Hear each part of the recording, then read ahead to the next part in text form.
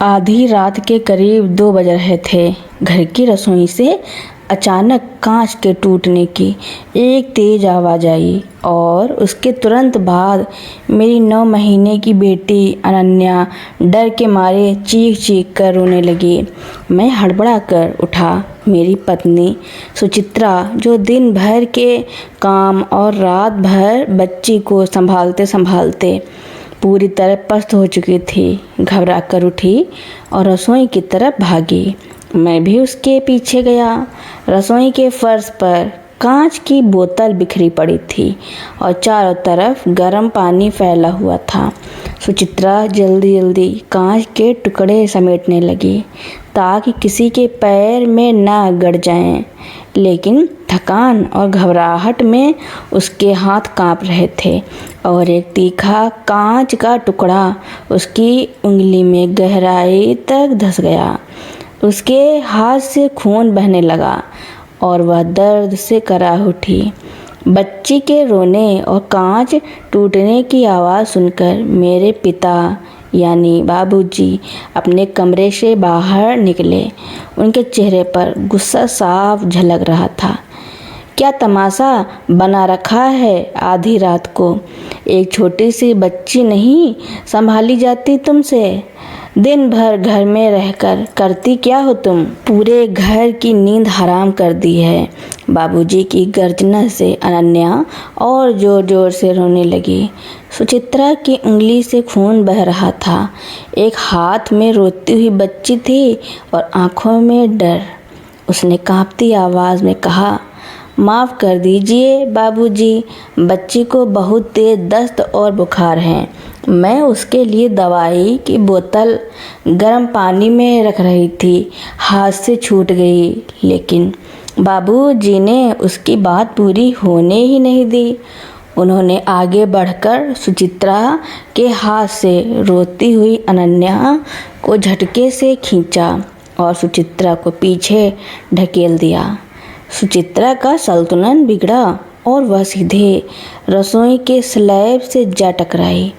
न काम की न काज की, दिन भर बीमार होने का नाटक करती है। जब से इस घर में आई है मेरे बेटे की कमाई पर बस बोझ बनी हुई है। बाबूजी ने चिल्लाते हुए सीधे सुचित्रा के मुंह पर कहा। सुचित्रा दर्द से कराहती हुई फर्श पर बैठ गई। उसी उंगली से लगातार खून बह रहा था, लेकिन वह अपनी शारीरिक चोट से ज़्यादा अपने स्वाभिमान पर हुए इस वार से टूटी हुई लग रही थी।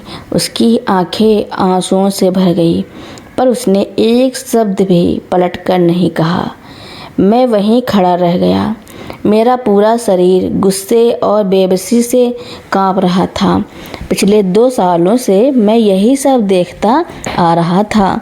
सुचित्रा जब से इस घर में आई थी, उसने हर रिश्ते को सहेजने की कोशिश की।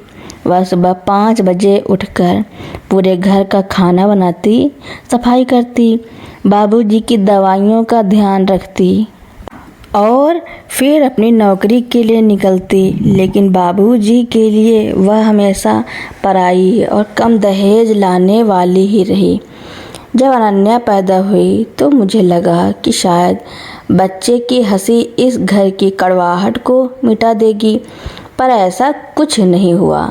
हर छोटी बात पर ताने देना, रिश्तेदारों के सामने सुचित्रा को नीचा दिखाना और उसकी हर कोशिश को खारिज कर देना बाबूजी की आदत बन चुकी थी। और मैं हमेशा यह सोचकर चुप रह जाता था कि बाबूजी बड़े हैं, थोड़े गुस्सैल हैं, समय के साथ सब ठीक हो जाएगा। मेरी इसी चुप्पी ने आज बाबूजी का हौसला इतना बढ़ा दिया था कि उन्होंने मेरी पत्नी पर हाथ उठाने और उसे शारीरिक रूप से चोट पहुंचाने में भी संकोच नहीं किया। मुझे समझ आ गया कि अगर आज भी मैं चुप रहा तो मैं एक पति और पिता होने के अपने फर्ज में पूरी तरह हार जाऊंगा। मैं आगे बढ़ा। मैंने बाबूजी की गोद से अपनी रोती हुई बेटी को लिया। फिर सुचित्रा का हाथ पकड़कर उसे खड़ा किया। बाबूजी ने तंज कसते हुए कहा, हाँ हाँ उठाओ अपनी इस लाडली को, इसी के नखरों ने तुम्हें बिगाड़ रखा है। अगर इसके तेवर इतने ही ऊंचे हैं तो ले जाओ इसे यहाँ से। मैंने एक गहरी सांस लिया, अपनी जेब से बटुआ निकाला, उसमें रखी अपनी जमा पूंजी के कुछ पैसे निकाले और टेबल पर रख दिए। मेरी आवाज़ बहुत शांत थी, लेकिन उसमें एक ऐसी कठोरता थी जो बाबूजी ने पहले कभी नहीं सुनी थी। बाबूजी, यह इस महीने के घर के खर्च के पैसे हैं। कल सुबह तक मैं अपने दोस्त के पास जा रहा हूँ और 2 दिनों के भीतर किराए का नया मकान ढूंढ लूँगा। अब से यह घर आपका है और मेरी पत्नी और बच्ची का स्वाभिमान मेरा। बाबूजी सन्न रह गए। उन्हें उम्मीद नहीं थी कि उनका सीधा साधा, हमेशा हुक्म मानने वाला बेटा ऐसा कदम उठाएगा। तुम अपने बाप को छोड़कर इस औरत के लिए जाओगे? भूल गए मैंने तुम्हें पाला है? बाबूजी की आवाज़ में अब गुस्से के साथ साथ एक अनजाना डर भी था। मैंने आपको कभी नहीं भूला बाबूजी, मैंने सीधे उनकी आंखों में देखते हुए कहा। लेकिन आपने यह भुला दिया कि यह औरत भी किसी की बेटी है, मेरी पत्नी है और मेरी बेटी की माँ है। मैंने इतने साल आपकी कड़वाहट को सम्मान समझकर सहा, लेकिन मेरी चुप्पी का मतलब यह नहीं था कि मैं अपनी पत्नी का अपमान होते देखता रहूं। आपने आज हद पार कर दी। मैंने सुचित्रा का हाथ पकड़ा, कमरे में जाकर बच्ची की दवाइयाँ, कुछ कपड़े और ज़रूरी कागजात एक बैग में रखे। बाहर अभी भी घोर अंधेरा था और घड़ी में 2:30 बज रहे थे। मैंने दरवाज़ा खोला। बाहर ठंडी हवा का एक झोंका हमारे चेहरों से टकराया। सुचित्रा ने डरते डरते मेरी तरफ देखा। उसकी आंखों में सवाल था कि अब आगे क्या। मैंने उसका हाथ और कसकर थाम लिया और कहा, घबराओ मत, जहाँ सम्मान ना हो वह मकान हो सकता है, घर नहीं। आज से हम अपना नया घर बनाएंगे। हम उस अंधेरी रात में सड़क पर निकल पड़े।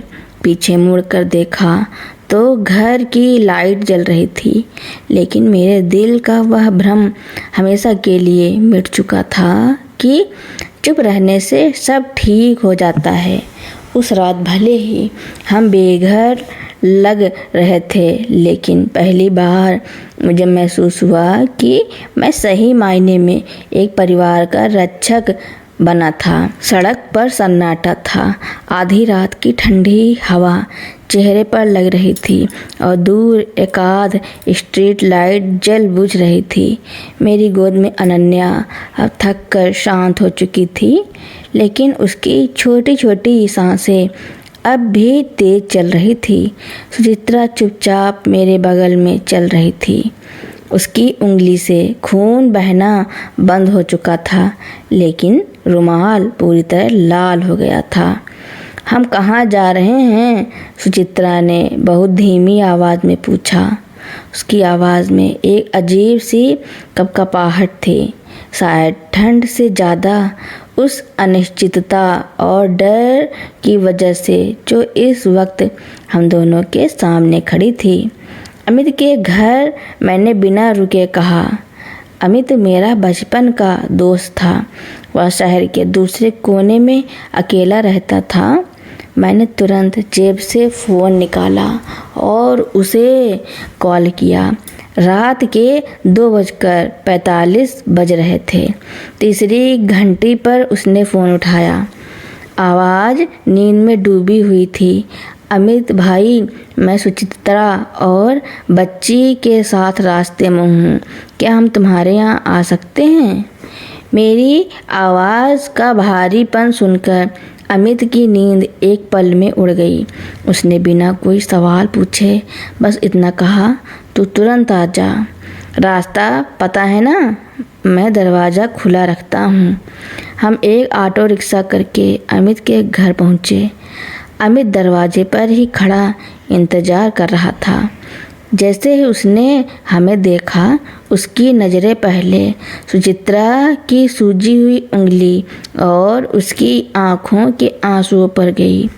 मेरी गोद में अनन्या पर उसने एक शब्द नहीं कहा, बस हमें अंदर बुलाया और तुरंत फर्स्ट एड बॉक्स निकाल लाया।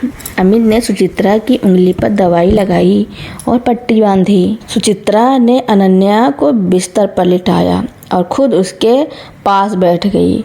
उसकी आंखें शून्य में ताक रही थी।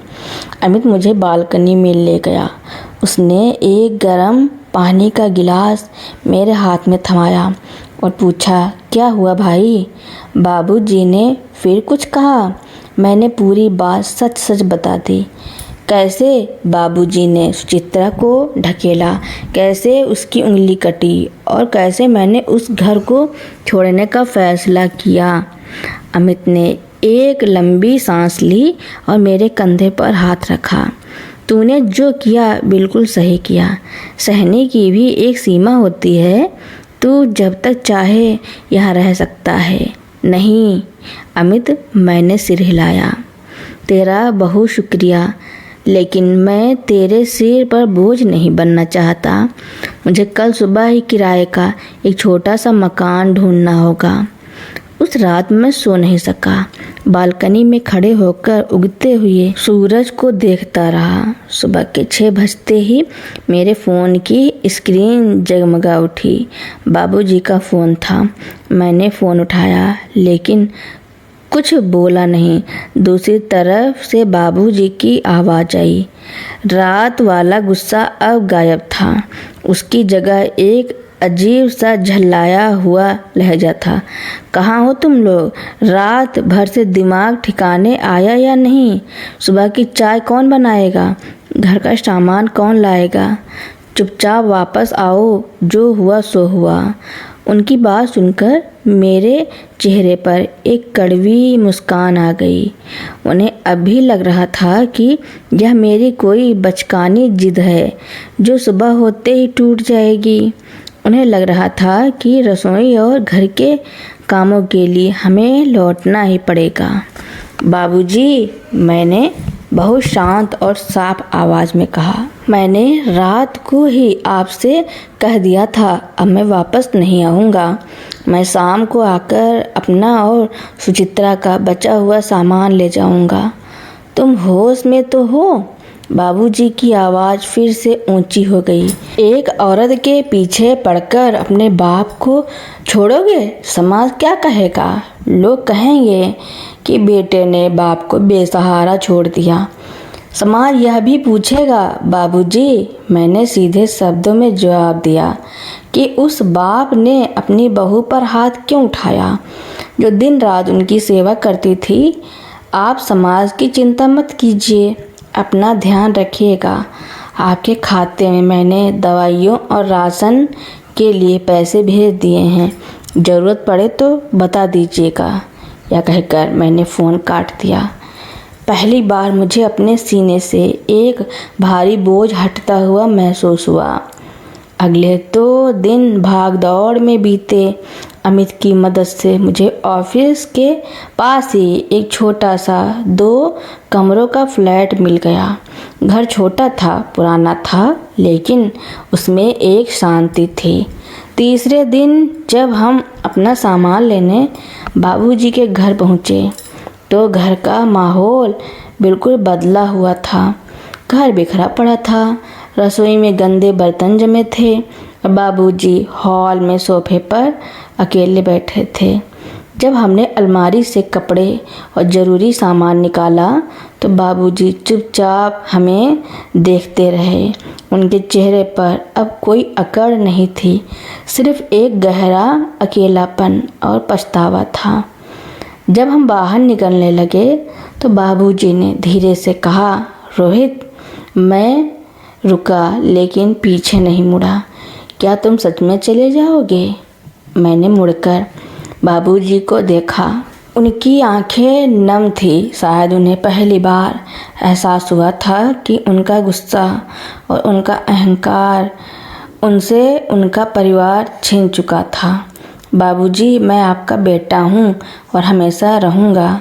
आपकी हर ज़रूरत पूरी करूँगा। लेकिन इस घर में मेरी पत्नी का कोई सम्मान नहीं था। जहाँ स्वाभिमान ना हो वहाँ रिश्ते सिर्फ घिसटते हैं, जिए नहीं जाते। जब आपको लगे कि आप सुचित्रा को इस घर की बहू और एक इंसान का दर्जा दे सकते हैं, उस दिन मुझे बुला लीजिएगा। सुचित्रा ने झुककर बाबूजी के पैर छुए। बाबूजी ने कांपते हाथों से उसके सिर पर हाथ रखा, लेकिन उनके मुंह से कोई शब्द नहीं निकला। हम नए घर में आ गए। शाम को जब मैंने नए फ्लैट की बालकनी से ढलते हुए सूरज को देखा तो सुचित्रा चाय के 2 कप लेकर आई। उसके चेहरे पर थकान जरूर थी, लेकिन एक अजीब सी राहत और सुकून था। अनन्या फर्श पर खिलौनों से खेल रही थी और उसकी खिलखिलाहट पूरे नए घर में गूंज रही थी। सुचित्रा ने चाय का कप मुझे थमाया और मेरी तरफ देखा।